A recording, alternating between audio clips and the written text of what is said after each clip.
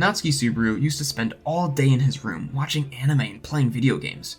Now, he's in a fantasy world about to give a speech to motivate thousands of civilians. But just 5 minutes ago, he was trying to find every excuse why he didn't need to do it. It is within these 5 minutes that we see him transform from a coward to a courageous leader. There's a key lesson that Subaru realized during these 5 minutes that if you can understand and apply to yourself, will instantly make you more confident. In Season 3 of ReZero, Subaru and his team must save a city that's under attack by the witches cult. While they do that, the sheltered citizens are having their anxiety and unrest amplified by the authority of wrath. If the tension boils over, the civilians could turn on each other and start killing one another, leaving the city beyond saving. There's only one way that they can save everyone. Send a broadcast with this magical item that everyone will hear, and give a speech so motivational that it overcomes all of their anxiety and fills their hearts with hope. But there's one glaring question that needs to be answered. Who's going to do it? Subaru thinks Anastasia is the perfect choice for it, but she cuts him off. Sure, she's popular, but her name alone isn't strong enough to clear the anxiety of the witches cult. She can't do it. Subaru goes around to everyone else, pleading with them to make the speech, but nobody can live up to his expectations. The unrest of the people is growing every second, and the longer they take to decide, the more likely it becomes that the people won't even be with us anymore to hear it.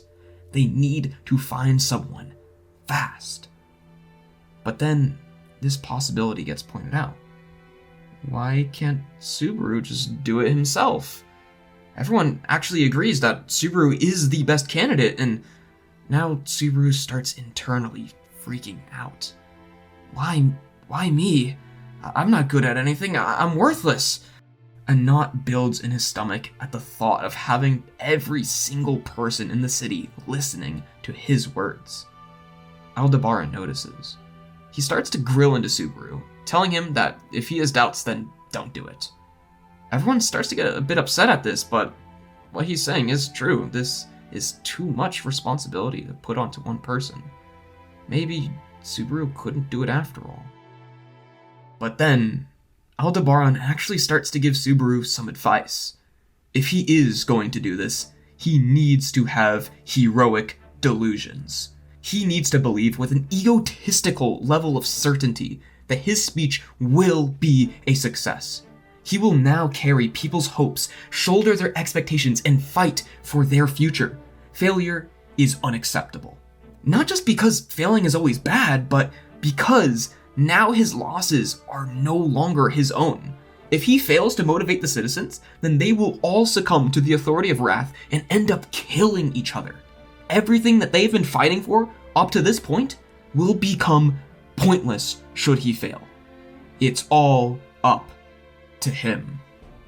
These words make Subaru remember everything he's done in this world to get to this point. In the very beginning, he needed to fight Elsa to save Amelia at the loot house. Then, he sacrificed himself as a distraction in the forest to save Rem. He defeated the White Whale and the Sin Archbishop of Sloth just to protect Amelia, and then rescued Beatrice from her lifelong purgatory of being stuck in the library. Time and time again, Subaru has carried the hope and shouldered the expectations of the people he cared most about. And each time, he comes out successful. That's why he says, that's just business as usual then. He's always been a hero, and he just lost sight of that. With a deep breath, he steps toward the microphone where he will give his speech. Just 5 minutes ago, he was searching for anybody who could shoulder this enormous responsibility. But the one best suited for it in the end was himself. He stares down at that microphone with determination in his eyes, knowing that he will save everybody. And he does exactly just that. The reason why Subaru was able to so suddenly become confident isn't because he's better than everyone else. He literally admits during his speech that he's weak and he's useless. He wants to run away, but he can't. He wishes someone else will take care of everything, but they won't. He has no choice to fight. Subaru needs to fight. It is the only thing he can do. Yet, you still seem to think that this advice doesn't apply to you. I'm telling you, dude, exactly as it is for Subaru, you also have no choice but to fight. Imagine that you're at the end of your life in a hospital, about to die, and you're looking back at everything you did in your life. You will never get a chance to pursue anything ever again. If in that moment, the only thing you can look back on is the regrets of living a life you never truly enjoyed because you were too scared to take a risk at pursuing your dreams, then you will die full of those regrets and you will have wasted your entire life, a life that you can never get back. Your time on this planet is limited, and just the thought of wasting years, months, days, seconds even, living a life that you hate and not pursuing your dreams should scare you. You do not have a choice. It is your duty to pursue your dreams and live the life doing what you were put on this earth to do. You need to fight. The alternative is to waste the most precious currency we will ever have in this life, our time. And that is fucking unacceptable. Subaru was able to muster up confidence once he realized that there was no other choice except to fight. That didn't mean he wanted to do it though. He felt scared and wanted to run away the entire time. Courage isn't acting without fear, it's acting despite your fear. It is through this mindset that allowed Subaru and will allow you to instantly become more confident.